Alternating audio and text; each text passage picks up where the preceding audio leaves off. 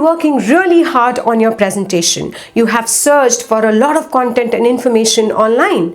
You couldn't sleep at night. You have been preparing really hard. You have reviewed for grammar and vocabulary. You were worried about someone asking you questions. You practiced and practiced and practiced. And now you're giving the presentation, and it's the last 2 minutes. It's the last opportunity for your audience to remember your key points. It's your last chance to make your audience remember your information and you. Do you know that people only remember the first and last thing told to them? Yes, it's true. Hi, I am Surabhi Jain, your language acquisition coach, and I help you learn English beyond classroom. I help you live your English and love your English so that you speak English naturally and effortlessly.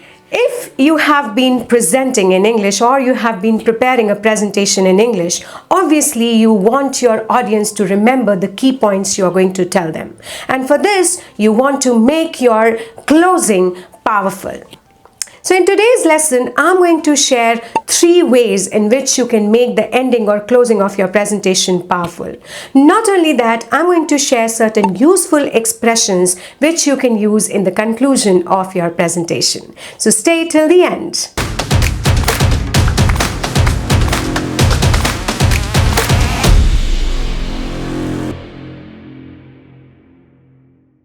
Just to recapitulate, this is the final video of my presentation series where I help you master the presentation skills. The first video was about how to prepare for a presentation, and then how to organize the introduction of a presentation, and finally how to organize the body of your presentation and to make sure that it is easily understood and followed by your audience. Now this video is the final video in the series where I'm going to tell you how to finish your presentation. So I'm going to divide this video in 2 parts. In the first part, I'm going to tell you what to include in the conclusion of your presentation. And in the second part, we are going to talk about how to make it effective and powerful so that your key points are remembered by your audience. So just like your introduction, you need to include 5 things in your conclusion. Number 1, thank your audience.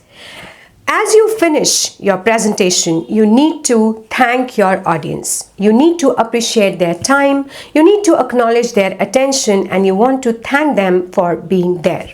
So what are the phrases we can use to thank our audience? Let's have a look at them. I sincerely appreciate your attention today. And that brings us to the end. I'd like to thank you for your time and attention today. Thank you so much for your interest and attention. At this time, I'd like to have my colleagues speak, so I'll finish up by saying thank you for your attention. I can see that our time is just about up. So to finish, I'd like to say thank you. I sincerely appreciate that I've had this opportunity to present to you. If there is one thing I would like you to remember from today's presentation, it's number 2, take questions. Now, if you are accepting questions, if you are ready to open it up for the audience, make sure you tell them that it's the right time for them to ask questions if they have any. Now, if you have time only for 1 or 2 questions, make sure you let your audience know that too. So let us look at some phrases which you can use to invite questions from the audience. If anyone has any questions, I'd be happy to open up the discussion. If anyone has any questions, please feel free to ask now and I'll do my best to answer. Would anyone like to ask any questions? I would now be interested to hear from you with your thoughts or questions. Now let's move on to some Q&A. Number 3, the next step or your contact information. The next thing which you need to include in your conclusion is your contact information. Perhaps there might be someone in your audience who wants to connect with you or who wants more information about the topic. So in that case, you need to provide them with the best possible way to reach out to you after you have completed your presentation. Now this might include your email ID, a work telephone number, or a website which you own. So how can I provide this information to my audience? Let's see. If you would like more information, here is a list of useful resources or websites. If anyone who likes more information or has questions, please feel free to contact me at. Here is a list for further reading on this topic. Number 4, summarize the key points and close your presentation. Now, this is the opportunity for you to summarize all the key details of your presentation. What is that one thing which you want your audience to remember? Now, if you remember in the part 3 of this series, I talked about the rule of presentation. The general rule which said that, tell me what you're going to tell me, which is the introduction. Tell me where you're going to share the key points and all the details related to the key points, which is the body of your presentation. And then tell me what you told me. Here you summarize all the key details of your presentation. This is the conclusion of your presentation. So how can I summarize the key details? What are the phrases I should use to summarize those key ideas in my presentation? Let's see. That brings us to the end of the presentation. I'd like to summarize by saying, that concludes my presentation. However, I'd like to quickly summarize the main points or takeaways. And on that final note, that concludes my presentation. To quickly recap, I'd like you to remember these key points. To summarize, in conclusion, I'd like to bring this presentation to a close with, I'd like to close this talk with, so this concludes the focus of discussion today. To end, I'd like to highlight, this concludes, so let's move on to the final comments. Number 5 is end your presentation powerfully. Now, in the middle of your presentation, it's quite possible that the minds of your audience starts wandering here and there. So in this final part of your conclusion, you want to recapture your audience attention. You want to help your audience focus and remember the key points. You want your audience to connect with you and your topic emotionally. Moreover, you want to end the presentation powerfully. So in the next part of the video, I'm going to give you 3 ways in which you can end your presentation powerfully and impactfully. So the first strategy which you can use to end your presentation powerfully is introducing a call to action or CTA. When you do this, you have an opportunity to tell your audience what to do next after the presentation ends. Do you want them to take a decision that would change their life, or do you want them to connect with you, probably make a phone call or send an email to you?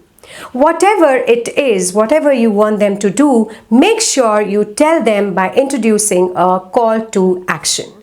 How can you introduce a call to action? What are the phrases you can use to introduce a CTA? Let's have a look. To close, I'd like to ask you to do this one thing.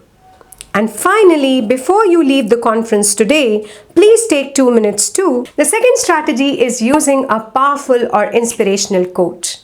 Now, is there one thing you want your audience to remember after your presentation? Or is there one emotion you want your audience to feel when your presentation ends? Using a powerful quote is a very good way of doing that. So let us look at some phrases which you can use to introduce a powerful quote or a statistic.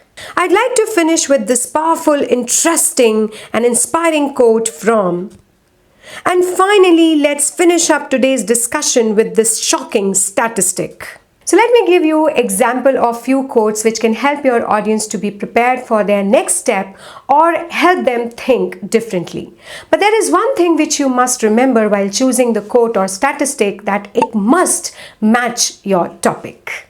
In the end, we will remember not the words of our enemies, but the silence of our friends, said Martin Luther King Jr.